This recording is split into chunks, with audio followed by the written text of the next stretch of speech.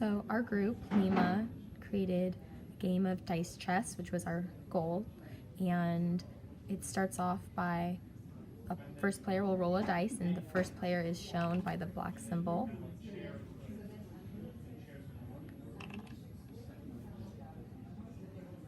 So a 5 and a 6 were the first rolls, but a pawn needs a 1, so they'll have to, or skip turn.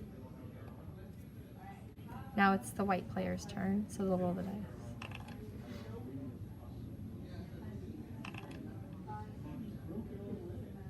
So now they did get a 1, so now they can play their pawn.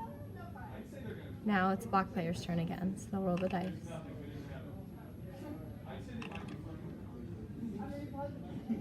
And they got a 1 again, so now they actually can play their pawn this time. And then the game continues.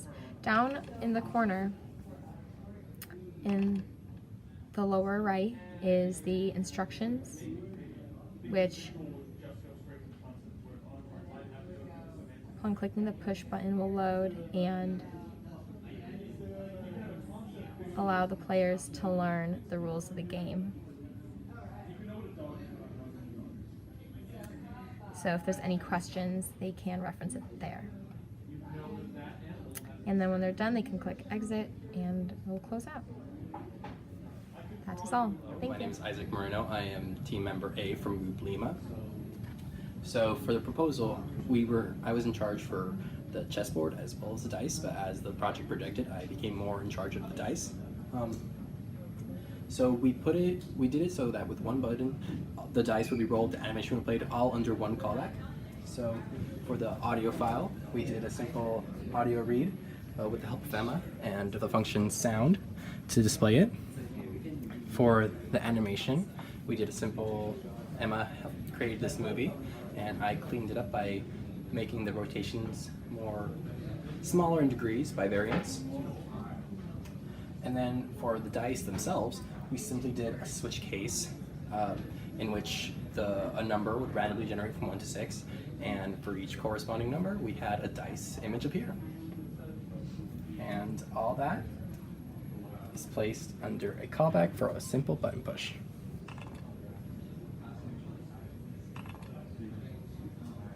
I'm Emma. I'm group member B in the Lima group. We're doing our dice chess project.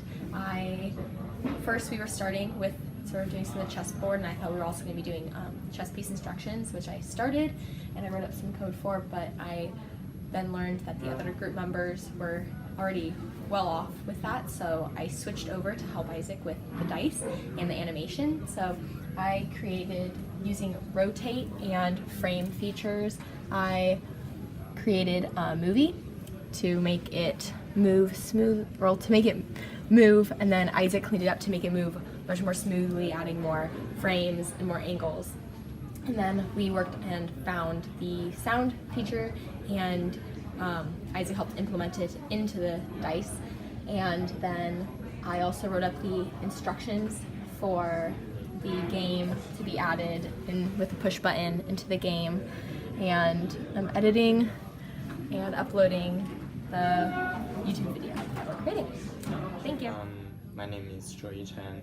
I'm in Group Lima, and I'm the member C in the group. So here's what I wrote about.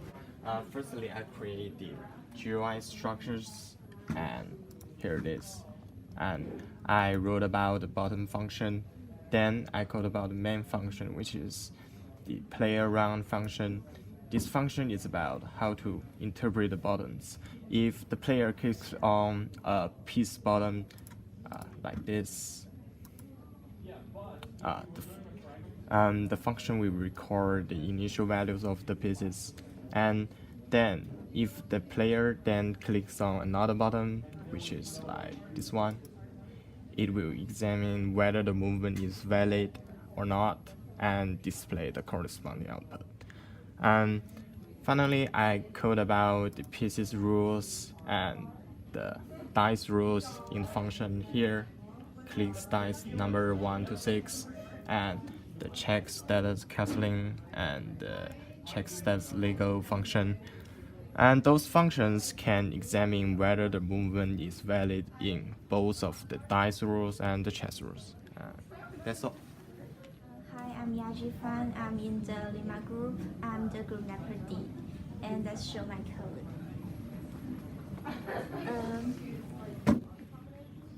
Now I created the GUI board like that. Okay, why is it showed? I created a GUI board like that. It's the 8x8 and use 64 button.